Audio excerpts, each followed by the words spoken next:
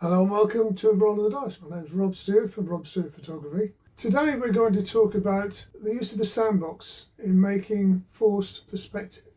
Now what's that? Well, forced perspective is an optical illusion by which things can either seem further or closer away, or larger and smaller, depending on the way that you position items within your shot. We'll do that today with the use of a sandbox. A sandbox is quite literally a tray about that sort of size, filled with sand and other textures, to make it look as though we're in an arid desert somewhere, to give that kind of illusion. In order to do that, we need a box full of sand and various bits. The other thing that we can use as well is to have a background that's white.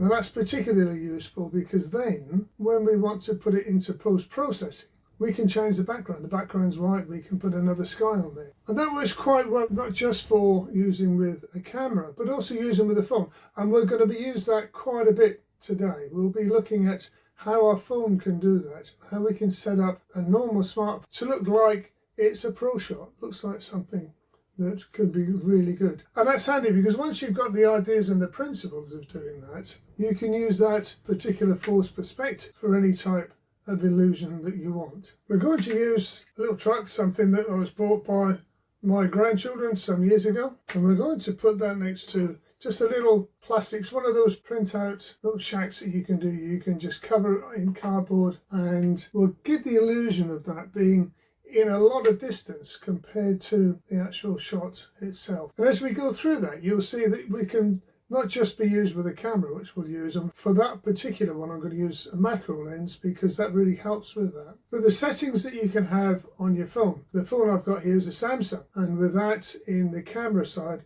you've got a pro shot part of that. Now that can change all sorts of things. It can turn into a telephoto lens, it can be a wide angle lens, super wide. You can change it to settings that you would normally see in a camera. You can change the ISO, you can change the film speed, and also you can change it up to a maximum of 50 megabits on there as well. So that makes it quite flexible. And of course, if you're using a smartphone and you haven't got a camera, we'll just show how we can use those. So let's look at setting up a sandbox. Like, what can we use to do that? Well, quite simply, we can put in a bunch of sand and then spread it around. The sand that we're going to use is play sand, the sort of thing you find in a normal playpen or somewhere like that. Because it's clean, it's not going to get in the way. The only thing, particularly in a garage, is if we get too much of it knocking about, or we just sweep it out and it gets recycled into the surface. The other thing we'll use with that, because just sand on its own is going to look pretty boring.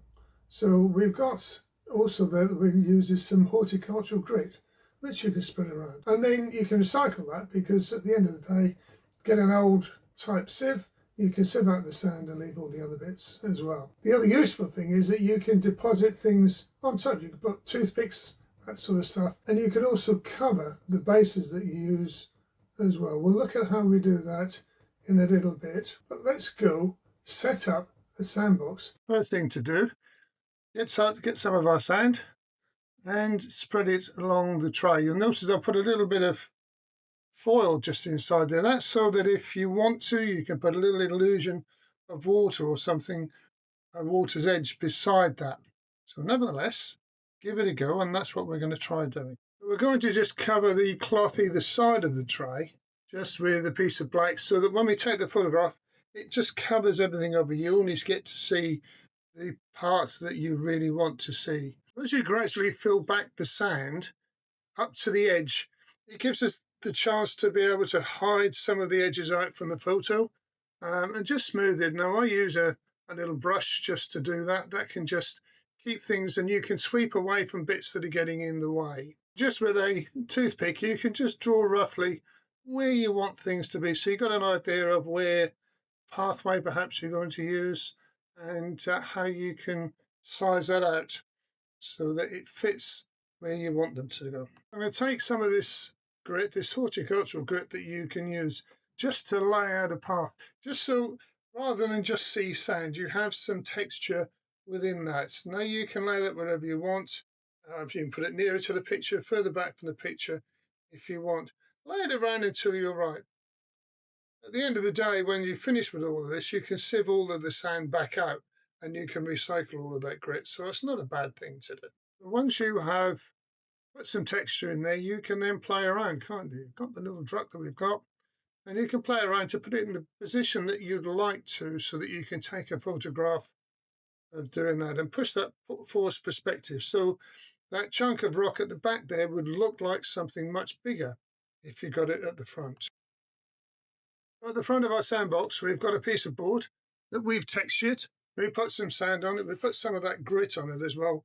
Stuck it on with a bit of white glue and a few pieces of grass as well. So at the foreground, when we start taking the picture, will give us an illusion of the desert or the arid place that we're looking at there. Then when we take the photographs, the stills, that you'll then see what it looks like.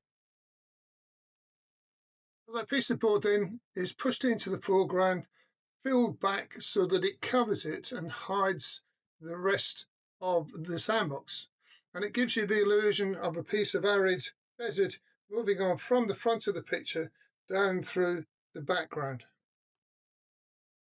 And there we have a little truck with a small shack at the back, and you can see the difference in scale between the two. Now bear in mind, all of the stills I'm going to take in the next few segments are all going to be taken on a phone, on a smartphone. It's my Samsung 24. Now I've used the processing on that because you can then increase the size of the sensor on that through to 50 megabits. So it's a 50 megabit camera, quite nice and big enough to get some nice photos.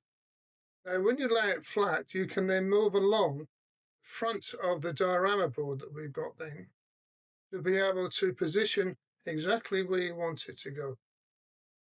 You can move the ISO, move all the other parts of that around, take the photo. And then once you've got that, we can do what we'll do with these is we'll put these into Lightroom Classic and then into Photoshop as well to finish rendering. So the next few stills that you'll see on here will be taken with a phone, but they'll be rendered in Photoshop. We'll be able to do that. Once we've got the photo, it'll be 16:9, the same as the film will be taken. But because you've got that plain white background, you can then in Lightroom Classic move along and then lighten the foreground. What we want to try to do once we've got the background of the sky is to match the foreground with the background so it doesn't look unusual. We're going to try and get it to be as natural as possible. The first two of the stills that we're going to look at are just taken with the phone, with the truck as close as we can get it in focus. What it will then do, if you put it on a telephoto setting, it will bring the focus and sharpness to the front part of the truck, will bring the rear part out of focus, and that will give that illusion, that focus plane in that perspective, force perspective that we were talking about. Now, the rest of the stills are taken in Photoshop, because what we've done with them is we've taken that background and we've gone to, in Photoshop, to edit, and then to sky replacement. Go into there, and you can pick one. And because you've got a plain background, then you can pick whatever size you've got. I've got mainly on these, I've got sunsets and a bit of a stormy one as well. The one thing that you have got to do when you look through a vehicle or anything like that is you've got to look at what's behind you. And on both of those, you've got, the truck has got windows. And if you just take the sky replacement, the windows won't be on there as well. So what you need to do is to just clone out that particular segment. Nevertheless, those are quite nice, all taken with a phone. So please have a go, see what you think, and then we'll go next time. We're going to look at how we can develop that a little bit further. So if you like what you see and what you hear, please like and subscribe, and we'll see you again soon. So you take care.